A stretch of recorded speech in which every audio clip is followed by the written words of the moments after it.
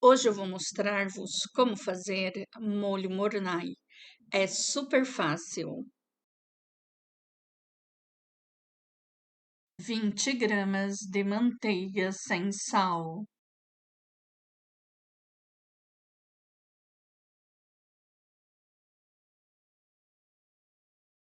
20 gramas de farinha de trigo.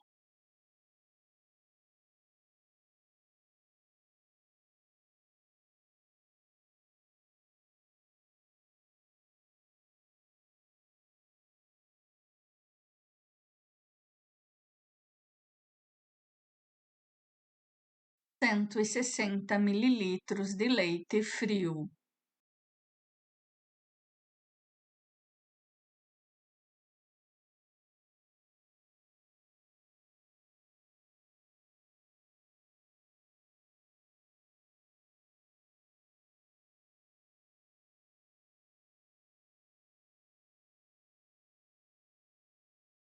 'Sal e noz moscada a gosto.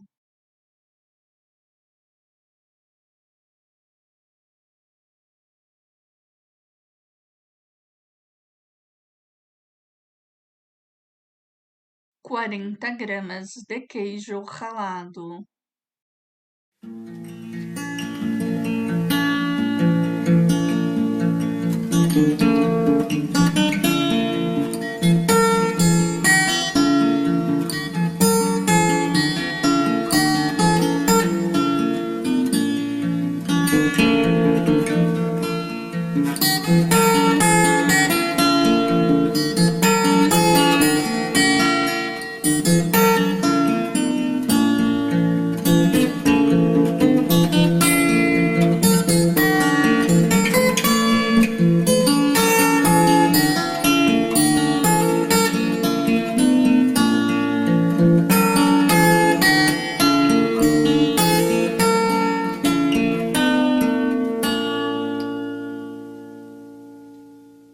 Desligas o fogão e adicionas uma gema de ovo.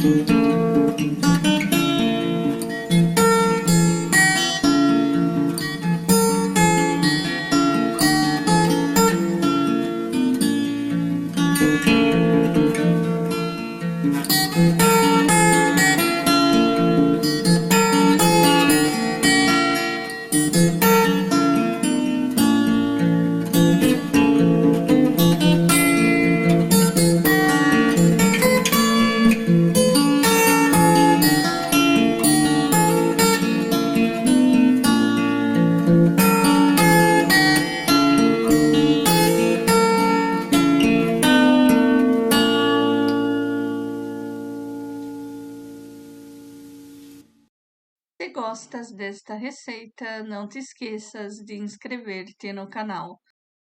Sirva um molho quente.